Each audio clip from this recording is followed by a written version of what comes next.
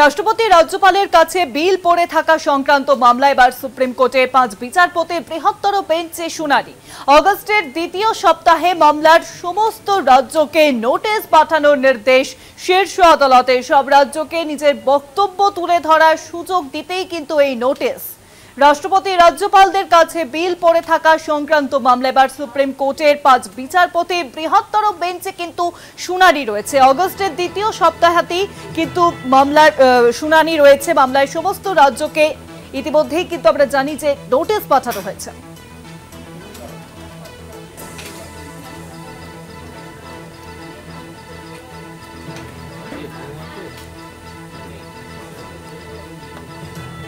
আরো জানবো, নিউজরুমের সঙ্গে রয়েছেন আমাদের প্রতিনিধি পীযূষ কান্তিলাল। পীযূষ দা, দেখো, রাজ্যপাল এবং রাষ্ট্রপতিদের কাছে যে সমস্ত আইনসভায় পাশ হওয়া বিল পড়ে থাকে তা অনুমোদনের জন্য তা সঠিকভাবে সঠিক সময়ে অনুমোদন না পাওয়ায় নাগরিকদের পরিষেবা থেকে তারা বঞ্চিত হন, এমনটাই দাবি নিয়ে তামিলনাড়ুর একটি মামলা সুপ্রিম কোর্টে দায়ের হয়েছিল।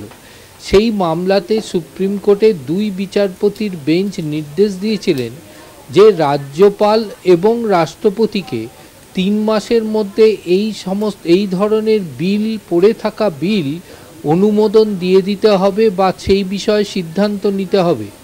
যদি দেখা যায় সেই বিলে কোনো সমস্যা রয়েছে, তাহলে সংশ্লিষ্ট রাজ্য সরকার বা কেন্দ্রীয় সেই মন্ত্রকের সঙ্গে রাষ্ট্রপতি বা রাজ্যপালকে যোগাযোগ করতে হবে এবং তাদের জানাতে হবে এবং সেইটা আশু সমাধান করতে হবে, এমনটাই নির্দেশ ছিল সুপ্রিম কোর্টে। সুপ্রিম কোর্টের এই নির্দেশিকা নিয়ে সেই সময় উপরাষ্ট্রপতি জগদীপ ধনখড় তিনি কিন্তু বেশ মন্তব্য করেছিলেন এবং তিনি বলেছিলেন যে রাষ্ট্রপতি এবং রাজ্যপালের সেই বিষয়ে যে ক্ষমতা, সেই ক্ষমতার উপরে কখনোই আদালত হস্তক্ষেপ করতে পারে না।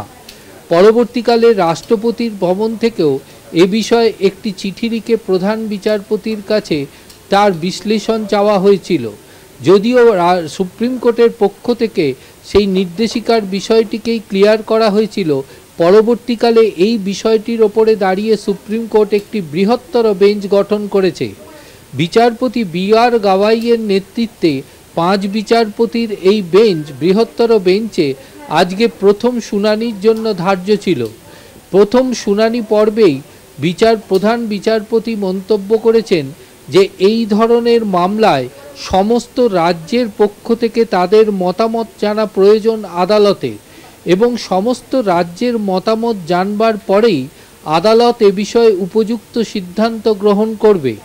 তাই সুপ্রিম কোর্টের এই বৃহত্তর বেঞ্চের আজকে নির্দেশ দেশের সমস্ত রাজ্যকে এই মামলার বিষয়ে নোটিশ পাঠাতে হবে এবং কেন্দ্রীয় সরকারকেও এ বিষয়ে নোটিশ দিতে হবে।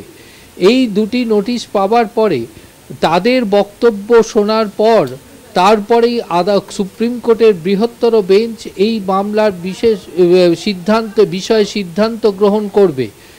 আগামী আগস্ট মাসের দ্বিতীয় সপ্তাহে এই মামলার শুনানির পরবর্তী শুনানির সময়সীমা ধার্য করা হয়েছে। ইতিমধ্যে সমস্ত রাজ্যকে নোটিশ জারি করতে হবে। আজকে এই মামলার শুনানির শুরুতেই কেরালার তরফ থেকে আইনজীবী এই মামলার গ্রহণযোগ্যতা নিয়ে প্রশ্ন তোলেন, যদিও প্রধান বিচারপতি তাকে আশ্বস্ত করেছেন যে এ বিষয়ে তারা শুনানির সময় তার সওয়াল পর্বের বিষয়টি সুপ্রিম কোর্ট বিশেষভাবে শুনবেন এবং তারপরেই সুপ্রিম কোর্টের বৃহত্তর বেঞ্চ এ বিষয়ে সিদ্ধান্ত গ্রহণ করবে। অনেক ধন্যবাদ পীযূষ দা। নিউজরুমের সঙ্গে ছিলেন আমাদের প্রতিনিধি পীযূষ কান্তিলাল।